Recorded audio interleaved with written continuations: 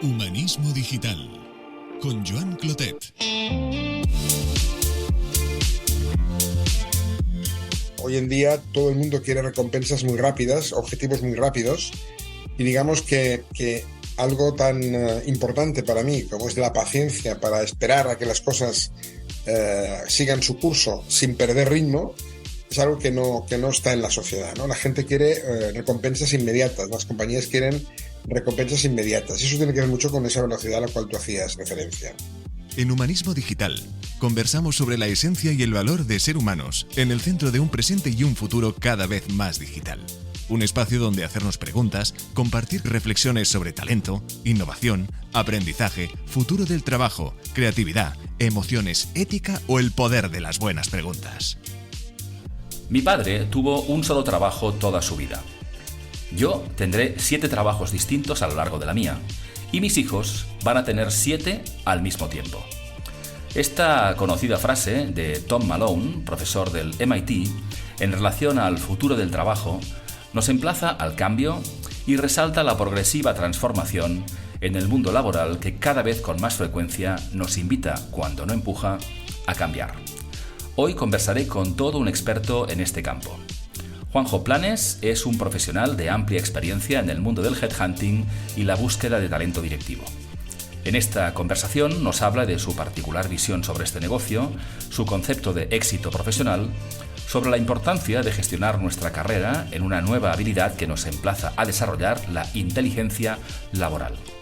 Hoy escuchamos a la voz de la experiencia, alguien que ha ayudado a cientos de empresas y personas a tomar buenas decisiones y a hacerlo en el momento oportuno y con conciencia propia y del contexto y sus oportunidades. Os dejo ya con la conversación que mantuvimos con Juanjo. Buenas tardes, Juanjo. ¿Qué tal estás? ¿Qué tal, Juan? Muy bien, muy bien. Encantado de conocerte, ¿eh? Encantado también. Digamos que te conozco un poco en la distancia porque estuve a distancia en la presentación de tu libro que te decía justo antes de conectar, pero igualmente, aunque haya cristales de por medio y distancia, pues se transmitieron cosas muy, muy bonitas aquel día, así que encantado de... En este nuevo mundo post-pandémico, todos nos hemos acostumbrado, ¿no?, a usar estos medios, digamos, tecnológicos, ¿no?, y nos ha ido acercando a pesar de la distancia, como tú dices, y el cristal, ¿no? Eso es. Así que bueno, hoy nos une digitalmente y nada, encantado de conversar. Tengo algunas cuestiones para ti. Me he leído tu libro, que por cierto me ha gustado mucho, me parece muy, muy, muy útil y muy apropiado al momento, porque resume, probablemente hablaremos de ello ahora, pero tu libro Inteligencia Laboral, que ahora te preguntaré pues por qué lo escribiste Pero quiero anticipar que a mí me ha gustado mucho, me parece un libro muy práctico y que a muchas personas en diferente momento de su carrera profesional sería útil pues que lo leyeran, reflexionaran sobre él. Pero aquí arrancamos siempre con la misma pregunta, que es un clásico del podcast, Juanjo, y es: ¿quién eres, Juanjo? ¿A qué te dedicas ahora? ¿Y qué te ha traído hasta este momento de tu vida? Pues mira, yo soy un profesional del mundo del headhunting, en el que estoy desde hace unos 40 años, los 5 primeros en una empresa con una larguísima tradición y trayectoria en Barcelona, que era más de selección de personal que de headhunting, se llamaba Your Consulting. De hecho, en mi libro dedico el libro al que fue mi primer jefe en este oficio. Y luego, en el año 88, pensé de que podía hacerse el negocio de otra manera. Yo tengo una visión un poco diferente, ¿no?, o al menos una visión muy propia de cómo debe ser este negocio, y puse en marcha este proyecto que se llama Consac, ¿no? Primero como una iniciativa de emprendedor, por tanto los primeros años han sido más de emprendedor que de otra cosa. Después, poco a poco y gracias a la confianza de los clientes y de buenos resultados en cuanto a las búsquedas, pues ya nos convertimos en una pequeña empresa. Y hoy somos un grupo, yo diría que dentro de nuestro mundo, bastante numeroso. Somos 18 personas entre el equipo de partners y el equipo de técnicos, y básicamente nos encanta nuestro trabajo y nos movemos por mejorar a las empresas a través de mejorar a sus equipos. Uh-huh. Genial. Y además ahora nos vienes con un libro que sintetiza parte de ese camino que nos explicas, que como decíamos se llama Inteligencia Laboral. Por tanto, la pregunta es obligada y es: Juanjo, ¿qué es la inteligencia laboral y cómo desarrollarla? Bueno, la inteligencia laboral, tal como yo la entiendo, viene muy anclada en el concepto de inteligencia emocional, ¿no? Al final, durante la vida profesional y la vida personal también, pero ahora estamos hablando de la profesional, nos suceden un montón de cosas, vivimos un montón de situaciones, tenemos un montón de oportunidades y también, ¿por qué no?, de pequeños obstáculos, donde nosotros podemos tomar la decisión de gestionarlos de una manera o de otra, ¿no? Y lo importante es gestionarlos de manera adecuada para que de alguna manera sirvan para progresar, ¿no? Para mí, inteligencia laboral es el manejo de esos elementos, de esas situaciones, desde dos perspectivas, ¿no? Una es cómo me controlo, cómo me conozco, cómo me gestiono a mí mismo, y la segunda es cómo gestiono el entorno, ¿no? Por tanto, la suma de las dos, cómo me gestiono a mí mismo y cómo gestiono el entorno y todo lo que rodea ese entorno, es lo que de alguna manera me permite actuar con inteligencia laboral. Y en la segunda cuestión del título, que dice conduces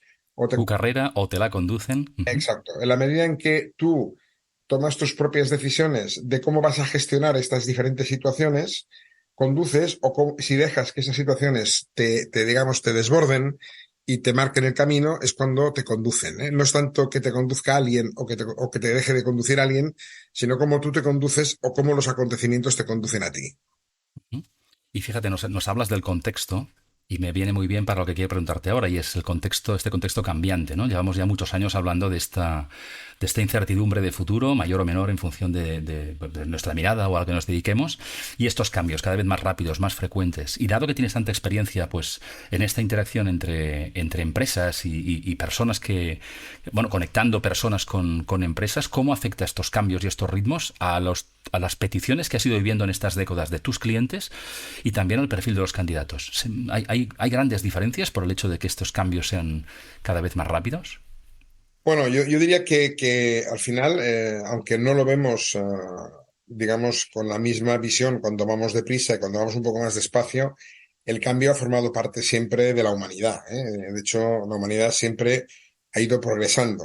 Creo que cuando miramos un poco la historia de cualquier país, de cualquier sociedad, nos damos cuenta de que hoy estamos bastante mejor que ayer y ayer bastante mejor que antes de ayer. ¿Qué ha cambiado? Ha cambiado, como tú bien dices, la velocidad a la que se produce ese cambio, ¿no? Y una de las cuestiones que yo he visto como más importantes para adaptarse a esa velocidad es lo que yo le llamo la capacidad de desaprender, ¿eh? Que tiene que ser muy rápida. Muchas veces, cuando llegan nuevas maneras de hacer las cosas, cuando llegan nuevas formas de entender el mundo, cuando llegan otras visiones distintas, el tiempo de adaptación debe ser mucho más celérico de lo que era antes, ¿no?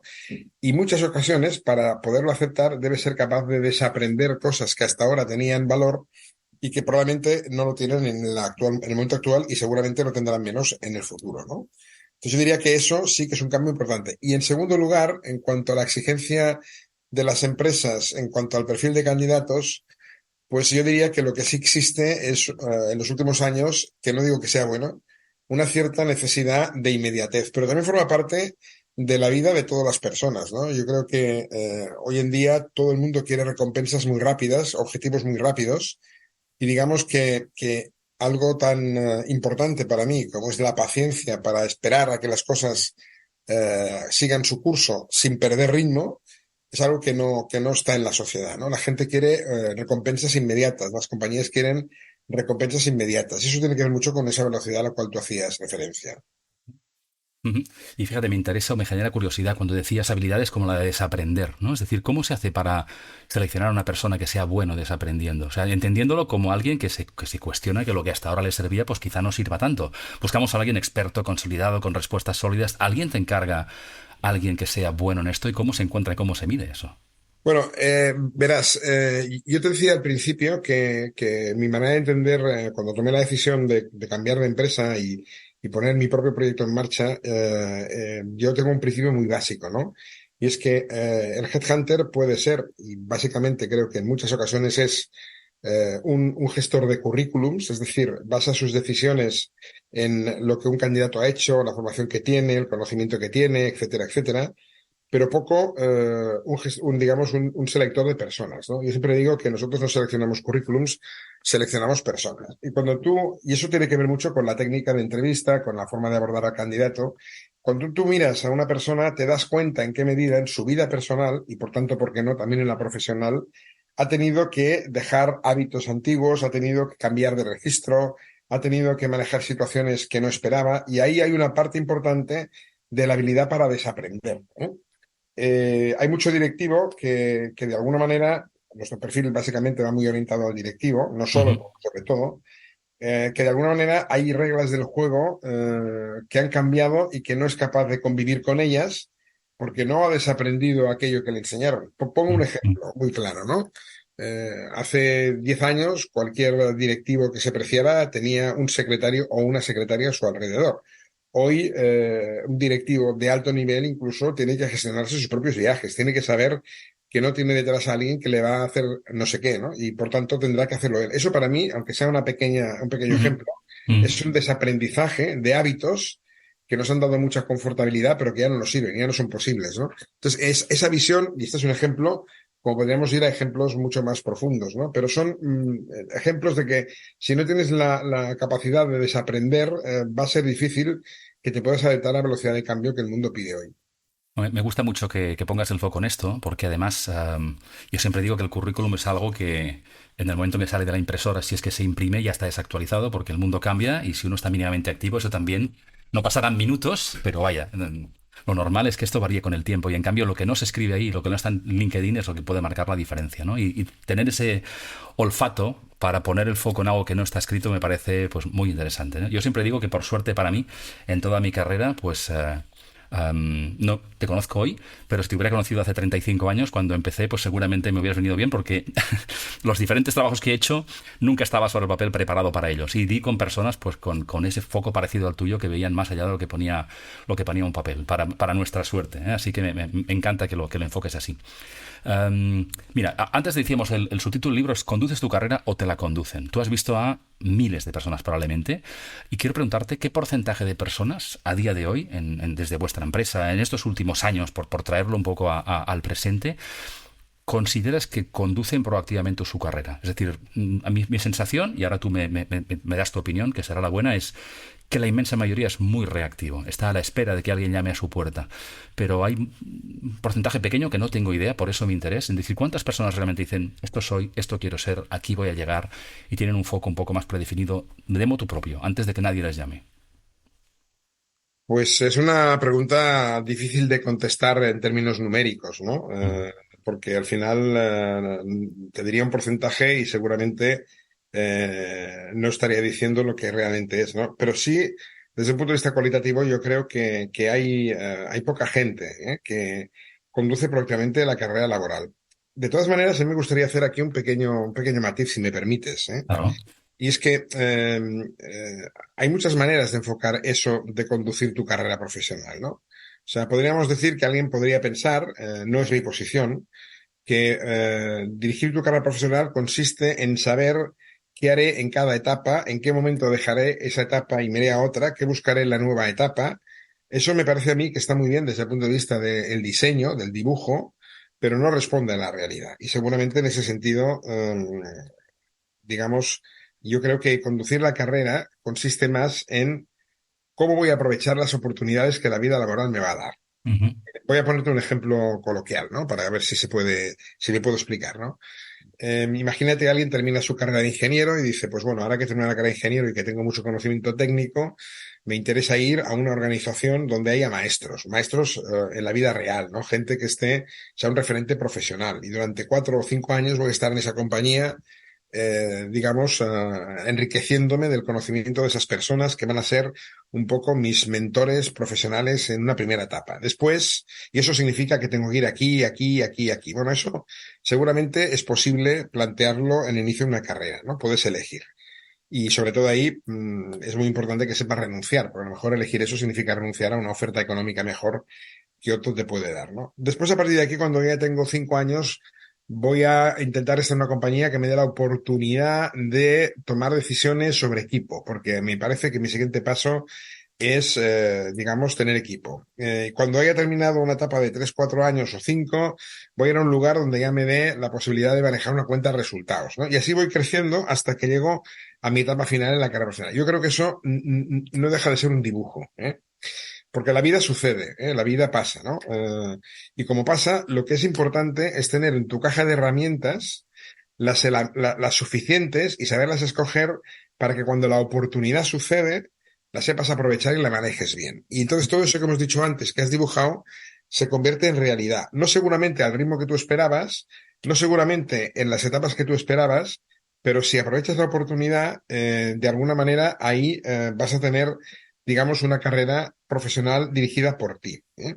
¿Qué ocurre? Hay muchas personas que, como tú bien dices, les pasa la oportunidad por delante y no saben manejarla, o porque veo mucho reto en ello, o porque tengo miedo a fracasar, o porque estoy muy cómodo donde estoy y no sé lo que va a ocurrir. Es decir, al final, la oportunidad, como decía Picasso respecto a la inspiración, te tiene que encontrar trabajando, ¿no? Ujú. Entonces tienes que tener herramientas para poderlo gestionar. Esa es mi visión de la carrera laboral, no tanto un recorrido donde hay diferentes etapas que voy quemando y decido en cada momento cuándo doy el salto, porque a lo mejor has pensado eso, pero la vida no es exactamente así.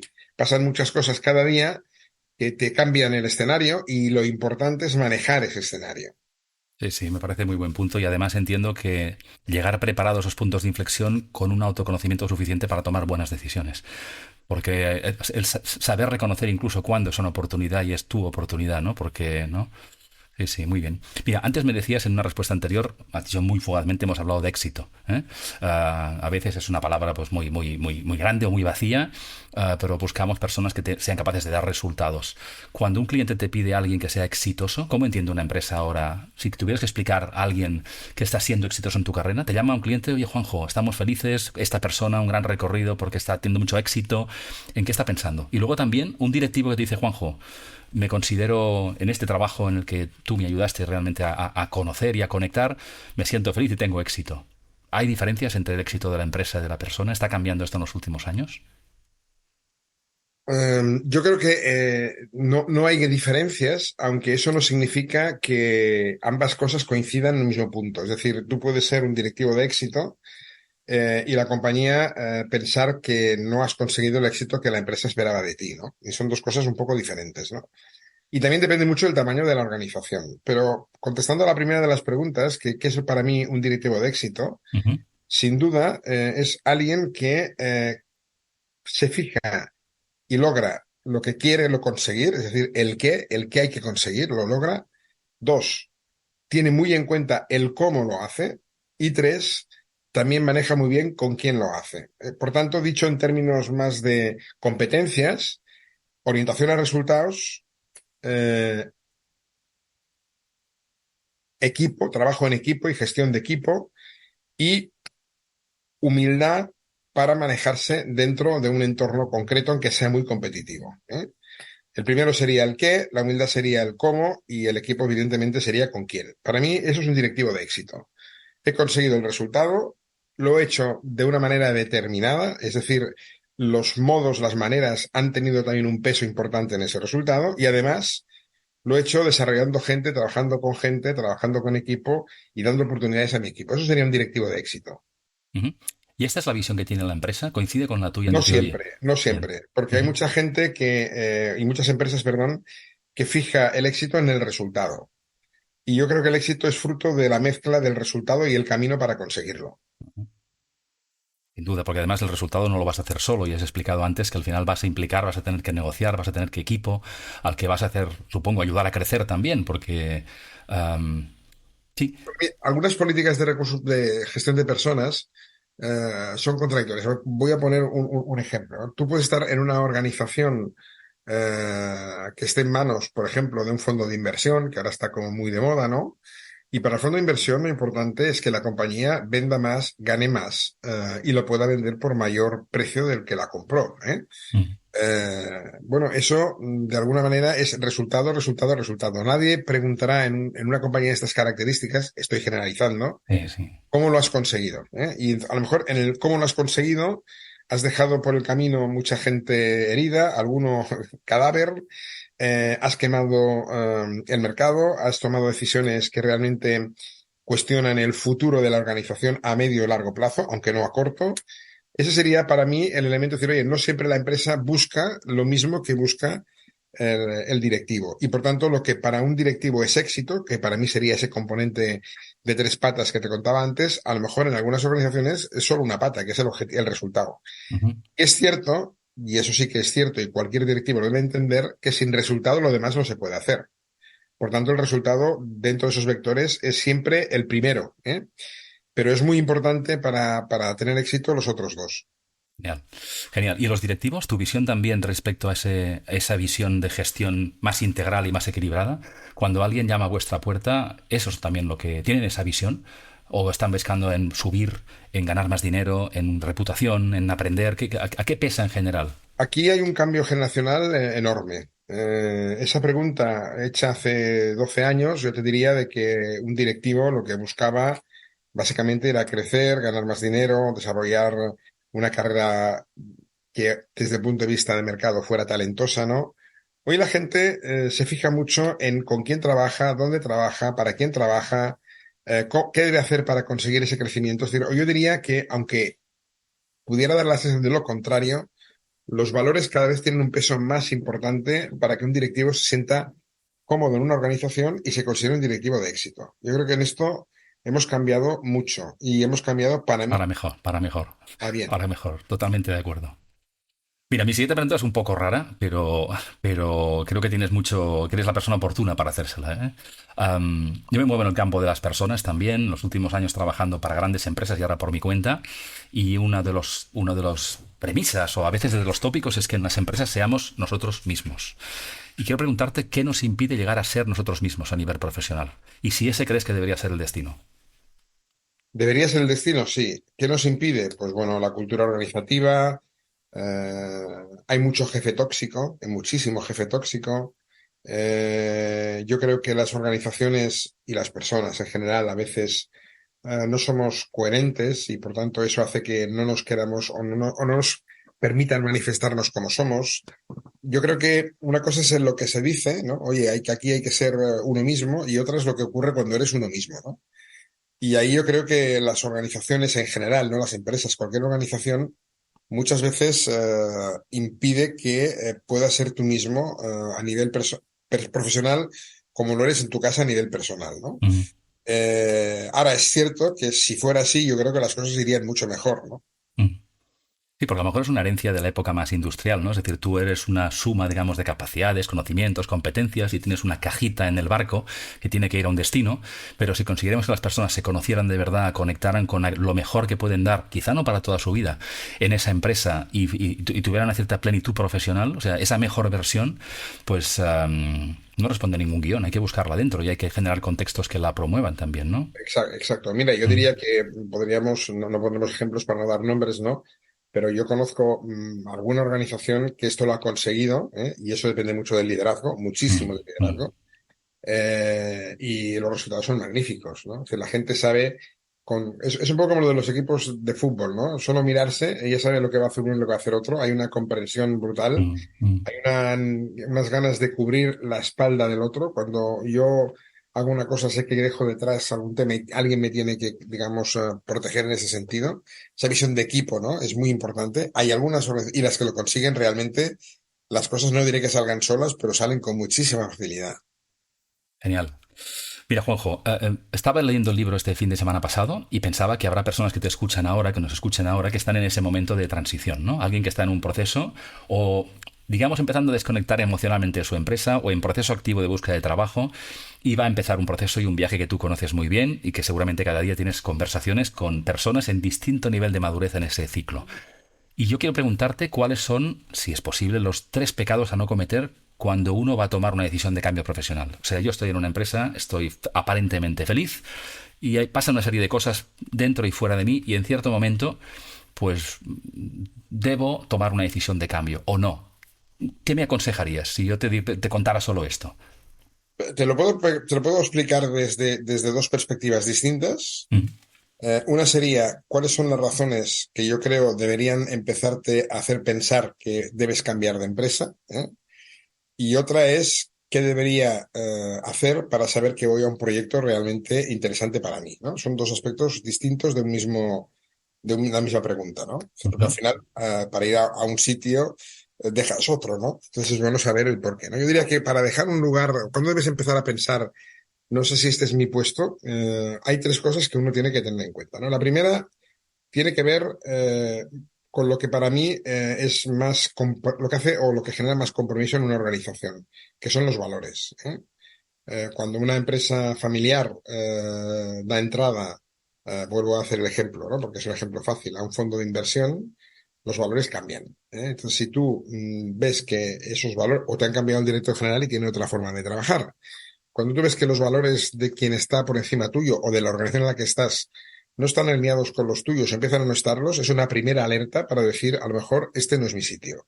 Ujú. Una segunda es cuando te das cuenta que aportas mucho más de lo que recibes. En el mundo del aprendizaje, hace ya 4 años que hago lo mismo y cada día que voy no aprendo nada, ¿eh? Porque al fin, en cambio sí que estoy dando lo mejor de mí mismo en beneficio de la organización, pero ya no aprendo. Recibo un dinero, recibo lo que quieras, pero yo ya no estoy aprendiendo. Sería un segundo punto que yo me haría reflexionar, es el momento de cambiar. Y una tercera, para mí muy, muy importante también, es cuando de alguna manera veo que la confianza que necesito para trabajar, esa me la da mi jefe, esa me la da el rol que tengo, confianza, autonomía, empieza a desfallecer. Si dos de estos tres elementos aparecen en mi horizonte, yo creo que es el momento en el que tienes que empezar a pensar que te quieres ir de una compañía, ¿no? Ahora, sin prisa, y por tanto tienes que ser capaz de elegir dónde vas a ir, ¿no? Y en esa segunda parte, que es por qué no debo cometer, no debería ir a un puesto que, uno, no me enamorase el proyecto. Para mí es muy importante enamorarte del proyecto que te proponen. Y eso no tiene que ver con la retribución solo, tiene que ver con otras muchas cosas. Dos, no me iría nunca a una empresa donde no tuviera una previa investigación de cómo le ha ido a gente que ya no está en la empresa, qué cultura tiene, quien las ha vivido es el que tiene perspectiva, por tanto, haría una investigación, preguntaría, intentaría informarme de que lo que me han contado como candidato se va a cumplir después como empleado de la compañía. Es un segundo punto que yo creo que habría que pensar, cómo vive la experiencia gente que ha estado en la organización. Y la tercera es intuir, preguntar, conocer, averiguar qué desarrollo voy a tener en la organización. No me refiero a desarrollo desde el punto de vista de ir creciendo en jerarquía, sino desarrollo desde el punto de vista de qué me aporta a mí profesionalmente esa experiencia. Entro en una organización, y mira, incluso en momentos malos, ¿no? Hay gente que va a un reto de una compañía que está en situación digamos, de mala situación Crisis. económica, Mm, porque le permite aprender un mundo distinto, ¿no? mm. Por tanto, tres razones para irme y tres cosas que deberías medir para ir a una compañía nueva. Genial, genial. Buenas cuestiones, buenas preguntas a hacerse en el momento oportuno, porque a veces también te escuchaba y me hacías pensar personas que cambian porque huyen de, y una vez se quieren liberar y realmente esas preguntas no se las hace a tiempo y claro, son decisiones que cambiar de trabajo tampoco es algo que debemos hacer digamos, con la conciencia y profundidad suficiente. Mira, Juanjo, tú tienes muchos años de experiencia, creo que en el libro se sintetiza muy bien y es un buen aperitivo del conocimiento que las personas que te lean pues pueden también compartir. Pero quiero preguntarte qué habilidades han sido más importantes para ti, qué ha sido fundamental en tu trabajo todos estos años para hacer bien ese encaje, bueno, centrado más en la selección en este caso, en este encaje entre candidato, candidata y cliente. O de manera más amplia, ¿eh? Como tú quieras responder. Es decir, ¿qué ha sido clave para ti?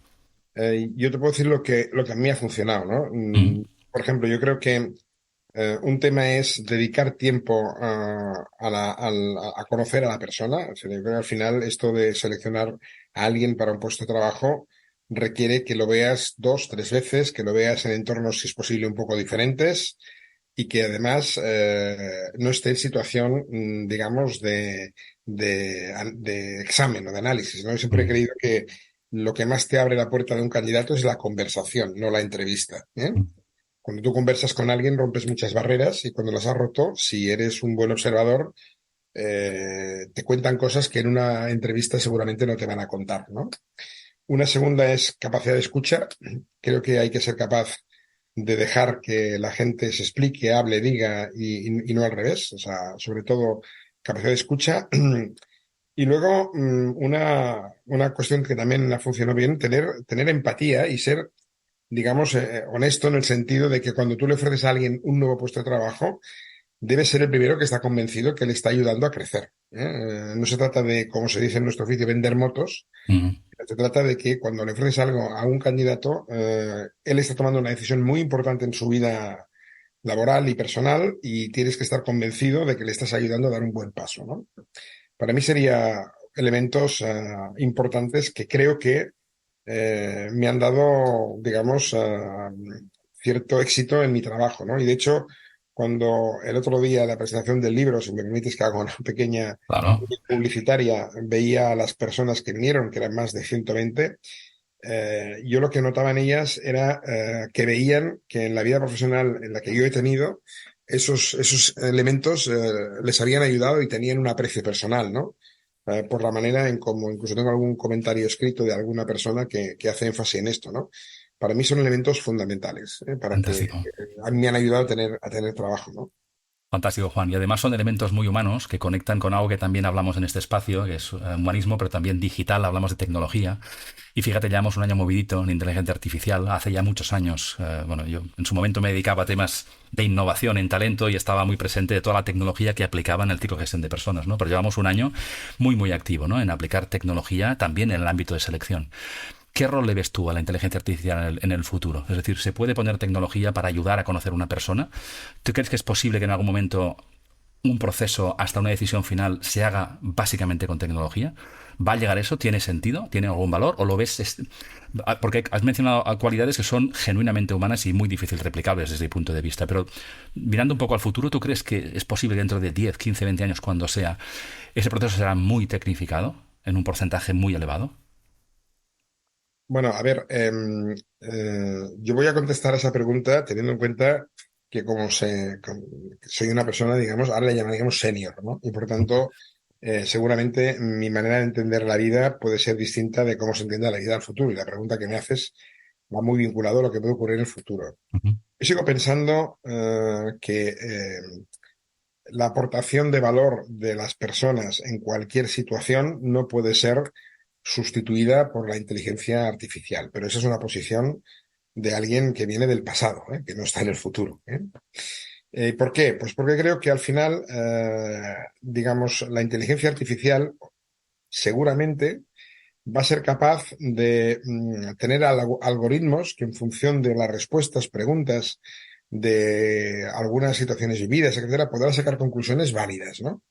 Pero hay un punto importante en este trabajo y en la relación personal, igual que lo hay en la venta, donde la química personal, donde la intuición, y eso yo creo que es difícilmente traspasable a la inteligencia artificial, ¿no? Yo creo que las decisiones los seres humanos no las tomamos en base a algoritmos, las tomamos en base a emociones y a sensaciones. Y yo no sé, mi impresión, y espero que se cumpla, es que la inteligencia emocional no llegue a tener emoción. Entonces, bueno, lo que son procesos basados en la lógica a la hora de tomar decisiones de elección de lo que sea, seguramente la inteligencia artificial nos va a ayudar, pero cuando se trata de cuestiones muy vinculadas a la persona o al conocimiento de la persona, esos aspectos emocionales, yo creo que la inteligencia artificial, perdón, no va a ser capaz de manejarlos.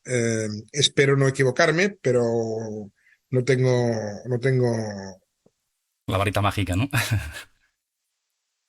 Yo también espero que no te equivoques y además creo que también conviene considerar que hemos de hacer nuestro trabajo, cada uno el nuestro, para que otras personas también nos prefieran frente a opciones más tecnificadas. Clientes, candidatos, es decir, que prefieran tener una conversación y que no tengan una empatía simulada, sino tengan que alguien le escuche de verdad, que le demos cercanía, interés genuino, y hay cosas que será difícil. Juanjo, ¿con qué te gustaría que se quedaran las personas que hoy te descubran, que te hayan escuchado hoy? Si dijeras, mira, si una sola cosa creo que les puede ser útil de interés, aparte de que lean tu libro, que eso ya lo digo yo. Pues mira, que la carrera profesional no es una meta, sino que es un viaje.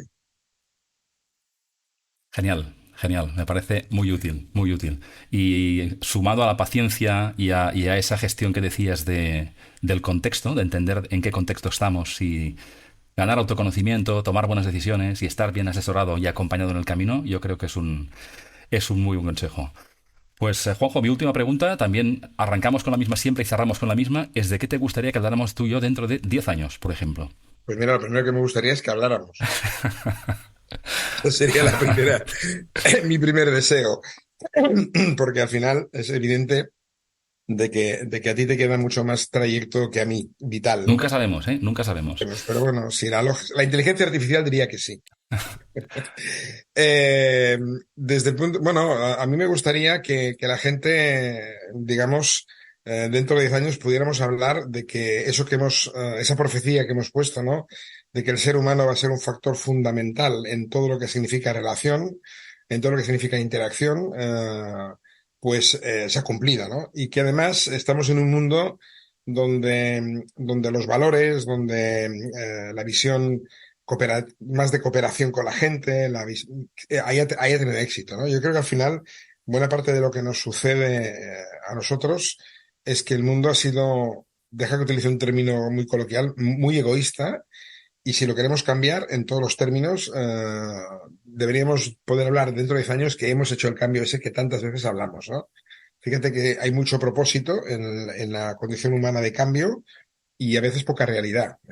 Medio ambiente, la climatología, etcétera, etcétera. Hay mucho trabajo de discurso, diálogo, análisis, toma de decisiones que luego no se implementan, etcétera. Me gustaría que podemos decir todo aquello que la humanidad ha hecho para progresar se ha cumplido, ¿no? A mí me gustaría hablar de eso.